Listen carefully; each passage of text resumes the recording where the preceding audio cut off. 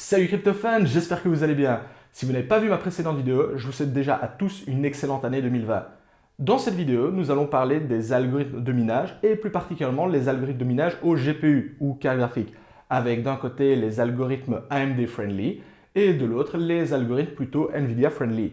Bref, dans cette vidéo, nous allons voir quel algorithme miner en fonction de votre configuration et donc laquelle sera le plus rentable et le plus intéressant à miner pour vous. Si vous n'avez pas vu la précédente vidéo, je vous invite quand même à y jeter un coup d'œil. En effet, dans celle-ci, je vous explique quel algorithme ne pas miner avec votre GPU et donc à vous concentrer sur l'essentiel. Le minage n'aura bientôt plus aucun secret pour vous. C'est parti.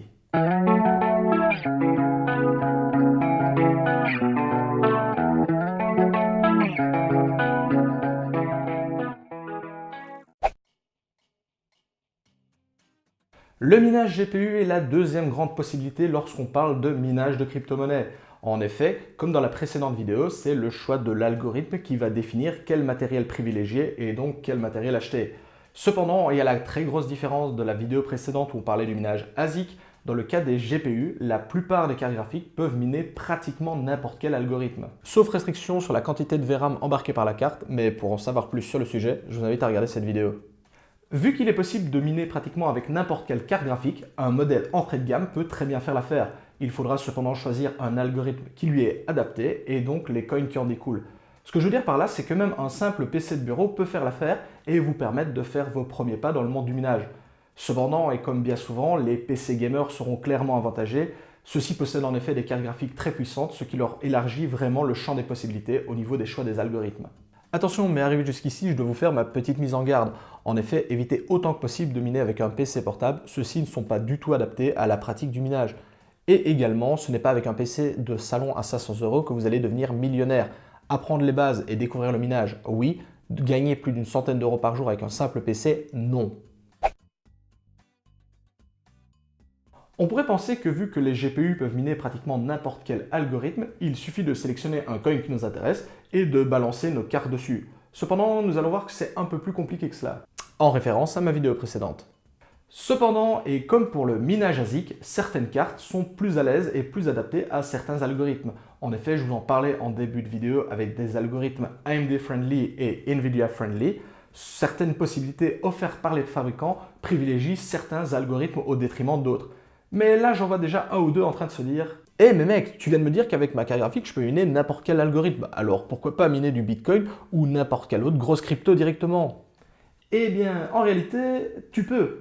Oui, tu m'as bien entendu, avec ta carte graphique, tu peux miner du Bitcoin. Mais elle est où l'arnaque alors? Certes, avec ta carte graphique, tu peux miner du Bitcoin. Cependant, la puissance délivrée par celle-ci est infime par rapport aux ASIC dont je te parlais dans la première partie de cette vidéo. Et donc, bien que les GPU puissent miner pratiquement n'importe quel algorithme, on évite absolument, mais alors vraiment, de miner des algorithmes où des ASIC sont présents. Sauf si vous avez envie de perdre votre temps et votre argent, mais au moins vous savez que cela reste possible. Vous l'aurez compris, le choix de l'algorithme est un choix crucial et c'est ce que nous allons voir maintenant. Il faut bien commencer par quelque part, alors démarrons avec les cartes AMD. Selon moi, il existe 4 grandes familles ou catégories de cartes chez AMD. La première, les RX 570 et 580. Ce sont les cartes qu'on retrouve sur la plupart des rigs de minage et en effet, elles offrent de bonnes performances pour une consommation contenue. Cependant, elles se font tout doucement un petit peu vieillissantes. En deuxième point, on retrouve la gamme Vega qui offre de meilleures performances mais également une consommation un peu plus importante. On retrouve notamment ces cartes sur les très gros algorithmes minés par AMD. En troisième point, la génération AMD 5700 et 5700 XT. Et au moment du tournage de cette vidéo, c'est un petit peu le must-have de chez AMD. En effet, ce sont des cartes qui offrent de très bonnes performances en minage, une consommation contenue et un prix d'achat relativement intéressant. Et pour finir, la dernière gamme, ce seront les Radeon 7. C'est le haut de gamme de chez AMD, ce sont des cartes relativement chères mais qui offrent les meilleures performances en minage chez AMD. Attention que dans cette gamme de prix, on vient titiller les meilleurs modèles de chez Nvidia et également chez AMD, le passage par des BIOS custom peut vous apporter un boost de puissance de minage très appréciable sur vos différentes cartes. Attention à bien garder en tête. Si vous souhaitez en apprendre plus sur le sujet, je vous invite à regarder cette vidéo. Attention cependant qu'au moment du tournage de la vidéo, les nouvelles générations de cartes n'étaient pas totalement prises en charge par les miners. C'est maintenant chose faite et il est tout à fait possible de miner avec la dernière génération de cartes graphiques. Bref, entrons maintenant dans le vif du sujet. De manière générale, et quelle que soit la gamme de votre carte AMD, celles-ci sont très performantes sur l'algorithme EtherHash, sur le Kryptonite classique étant miné par des ASIC, et également sur le Neoscript mais à petite dose. Et c'est pratiquement tout. Alors forcément, si avec vos cartes AMD vous voulez absolument miner par exemple de l'Equiash 125.4, vous pouvez bien entendu le faire. Cependant, vos performances ne seront pas au sommet et votre rentabilité va en pâtir. En effet, l'algorithme Equiash 125.4 est un algorithme plutôt Nvidia friendly.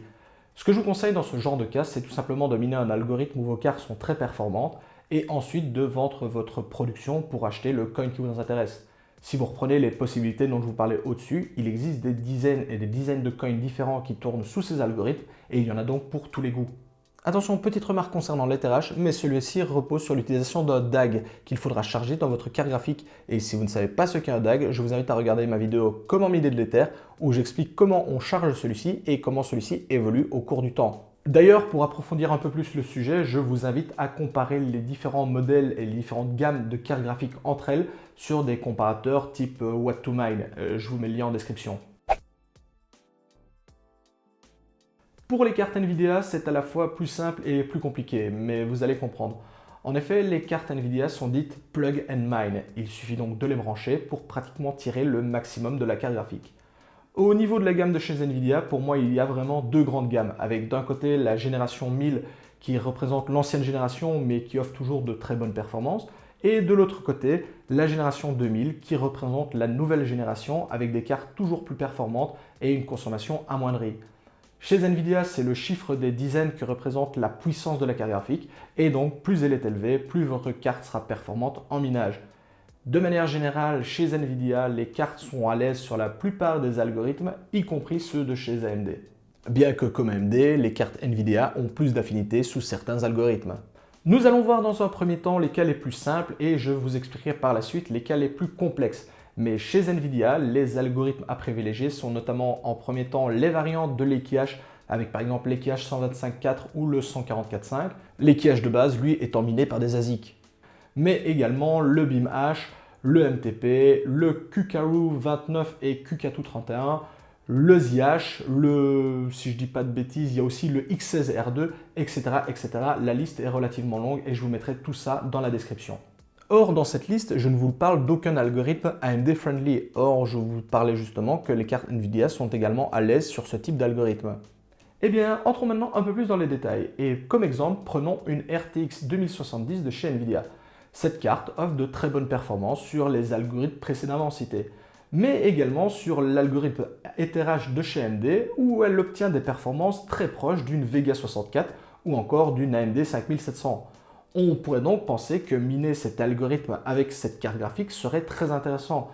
Mais ce n'est pas le cas. En effet, si vous comparez la puissance délivrée par votre RTX 2070 sur de l'EtherHash, mais également par rapport par exemple à de l'Equiash 125.4, on remarque que la RTX est beaucoup plus performante sur l'algorithme Equiash. Et il vaudrait donc mieux privilégier cet algorithme plutôt que de s'obstiner à miner par exemple de l'EtherHash, bien que ce soit possible de le faire avec. Et attention, ici encore, vous ne pouvez comparer la puissance que sur un algorithme identique. Ne venez pas comparer la puissance de votre carte graphique sous l'algorithme Equiash et sous l'algorithme EtherHash. Cela n'a absolument rien à voir.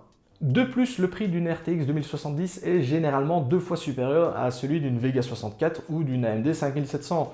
Il serait donc dommage de miner à puissance égale avec une carte graphique qui coûte 2 fois le prix des autres. Vous l'aurez compris, comparer les puissances de minage, c'est une chose, mais il faut également comparer les différents modèles de cartes graphiques entre eux pour s'assurer de faire le bon choix. Et idéalement de marques concurrentes pour établir votre choix de matériel. Et en dernier point, et non des moindres, la gamme 80 et 80 Ti de chez Nvidia, qui représente le haut de gamme de la marque, nécessite parfois quelques petits bidouillages. C'est notamment par exemple le cas des GTX 1080 sous EtherHash. En effet, si elles ne sont pas utilisées avec le logiciel de minage adéquat, elles offrent des performances de cartes entrée de gamme, ce qui serait vraiment dommage. Si vous utilisez celui-ci, vos performances montent en flèche et vous dépassez pratiquement n'importe quel modèle de chez AMD. Bien que plug and mine dans 90% des cas, il faut parfois un petit peu bidouiller pour tirer le maximum de performance de votre carte graphique. Avant de conclure cette vidéo, il me reste un point très important à aborder avec vous. C'est un point que j'ai abordé dans ma précédente vidéo sur notamment l'évolution des algorithmes sous ASIC, sauf qu'ici, c'est le cas inverse. Si dans la vidéo précédente, je vous parlais du Monero qui cherchait à rester ASIC résistant, ce n'est pas le cas de tous les coins. Prenons l'exemple du Zcash ou encore Horizon qui repose sur l'algorithme Ecash. Au départ, cet algorithme était miné uniquement par des GPU. Cependant, au fur et à mesure que la communauté s'est intéressée à ces deux coins, des ASIC ont donc été développés pour miner cet algorithme en particulier. Et ici, contrairement aux équipes du Monero qui voyaient d'un mauvais œil l'arrivée d'ASIC sur leur réseau, ici, les deux teams de développeurs ont vu ça d'un très bon œil et ont donc décidé de travailler avec eux et donc de conserver ces ASIC sur leur réseau, apportant tout un tas d'avantages à leur blockchain. L'Ecash est donc devenu un algorithme miné uniquement par les ASIC et il n'est donc pas intéressant pour un mineur GPU de miner celui-ci avec ses cartes graphiques. Bon, par chance, vu que les GPU peuvent miner plusieurs algorithmes, il suffit de lancer ceci sur de nouveaux coins pour ne plus avoir de problème. Et c'est notamment le cas de certains coins qui ont décidé de forker, comme dans l'exemple du Monero, pour créer toutes les variantes des Ecash dont je vous parlais plus tôt dans cette vidéo. Et ici, l'Ecash n'est qu'un exemple parmi tant d'autres.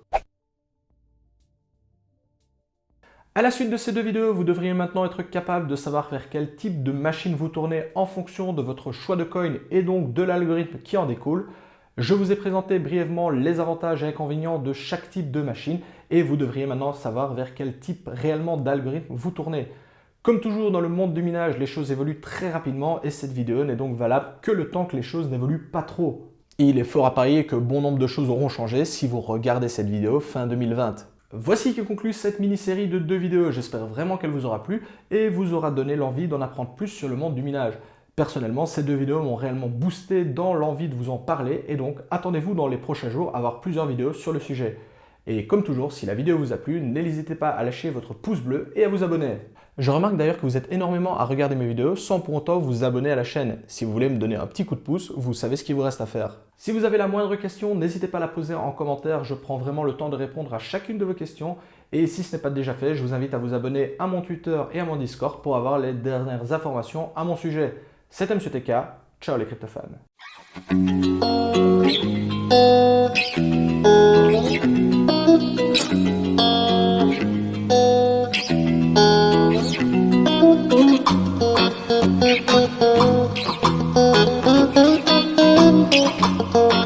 Thank you.